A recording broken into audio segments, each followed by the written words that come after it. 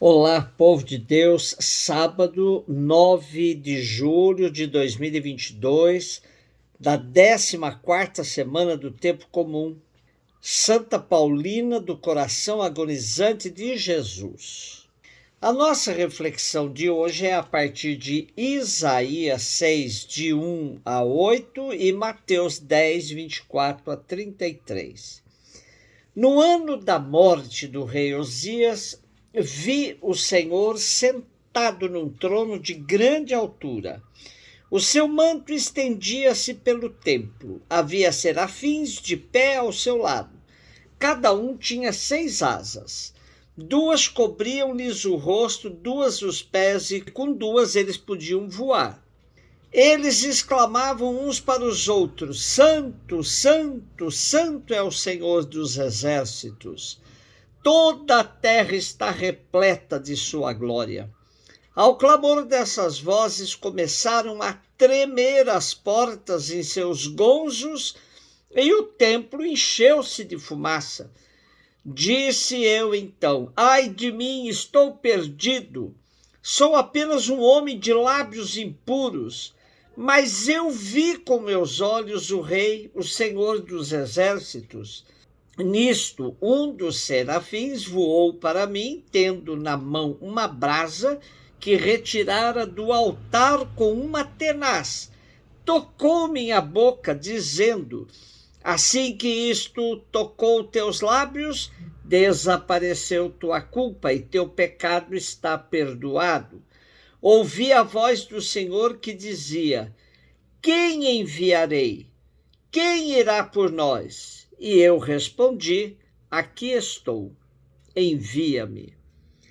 A nossa perícope de hoje é o início da secção de Isaías conhecida como Livro do Emanuel, que compreende os capítulos de 6 a 12.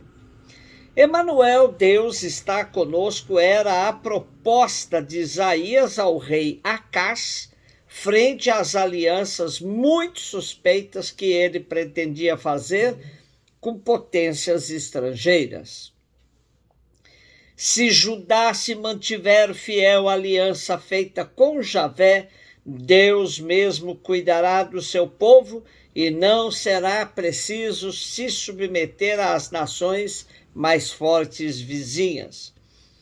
O contexto de Isaías se liga à morte do rei Osias, quando se dá o término do período de prosperidade e de autonomia para Israel.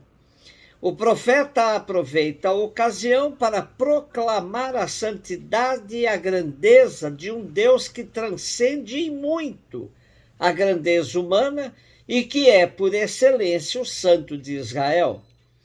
Isaías sente-se chamado por esse Deus a ser profeta. Tudo acontece num dia de festa no Templo de Jerusalém. Isaías, no meio da assembleia, dá-se conta do seu carisma. Senaqueribe, rei assírio, que devastara 46 cidades e muitas aldeias, ameaçava Jerusalém. Os interesseiros dirigentes do povo procuravam ganhar os favores de Javé à custa de uma religião vazia e de uma liturgia aparatosa, enquanto continuavam a oprimir as camadas sociais mais carenciadas, sobretudo órfãos e viúvas. Estamos no século VIII a.C., com o velho Isaías, apresentando hoje, por meio de uma visão, sua vocação de profeta. Este relato mostra que o âmago de toda e qualquer vocação profética está no experimentar a transcendência e a santidade de Javé. Só a partir dessa experiência que alguém pode reconhecer a própria relatividade. Como ele diz, estou perdido, e desvendar as ideologias que se tornaram absolutas. Assim, a segurança com que o profeta se sente porta-voz de Deus provém do reconhecimento que Javé é o único absoluto. Então ele fica sabendo com certeza de que é falso que se apresentem como absolutos outros. Dessa maneira, a crítica e o julgamento que o profeta lança são investidos de autoridade divina. O profeta faz uma descrição antropomórfica de Deus sentado num trono rodeado de serafins, criaturas com semelhança humana, mas dotados de 6 asas, muito ao estilo de representações do Oriente Médio. Mas a visão de Isaías diz muito mais. A tripla aclamação Santo, Santo, Santo procura expressar a infinita santidade de Deus, a sua transcendência, a sua absoluta alteridade em relação ao que é terreno. A vibração das portas do templo e a fumaça manifestam a presença de Deus. Isaías sente-se aterrado por causa da sua indignidade, devido a seus pecados e aos do povo. A sua reação lembra-nos Êxodo 33, 20, que diz: pode um homem ver a Deus e não morrer? Mas Deus não quer a morte do homem. Por isso intervém com um gesto simbólico de purificação. Deus interpela e chama Isaías para que, investido da glória e da santidade de Deus, vá profetizar em seu nome. Isaías corresponde com a total disponibilidade de quem se sabe invadido por um Deus que salva. Eis-me aqui, envia-me.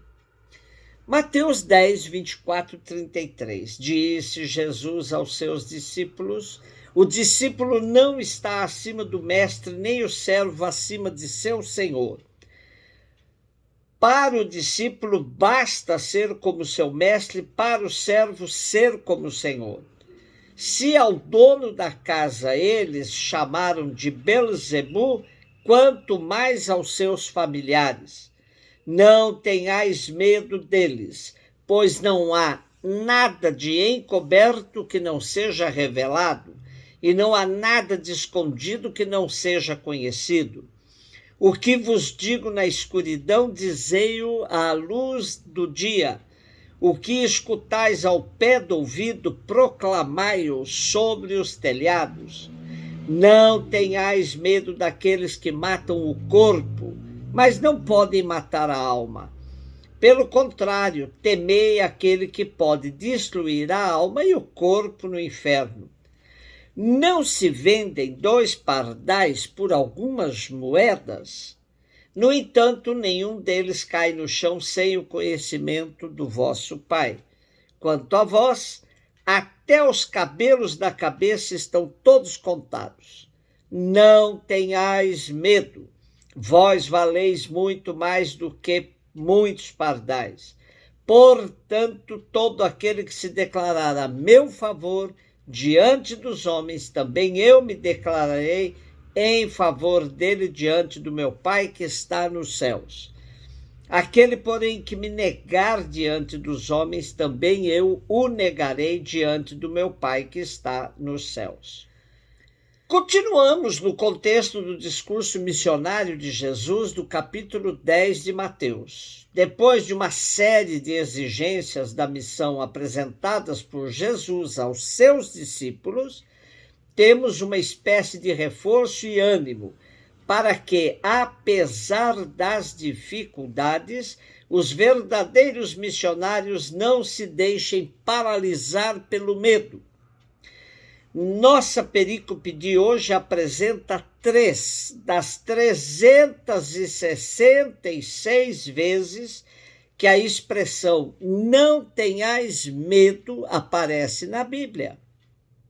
Tal expressão estrutura o texto, revelando que a confiança deve prevalecer a qualquer obstáculo que aparecer na missão. Ainda que no momento presente os discípulos experimentem a vitória do mal que obscurece o bem, Chegará o dia em que tudo será revelado e a vitória do Cristo se imporá.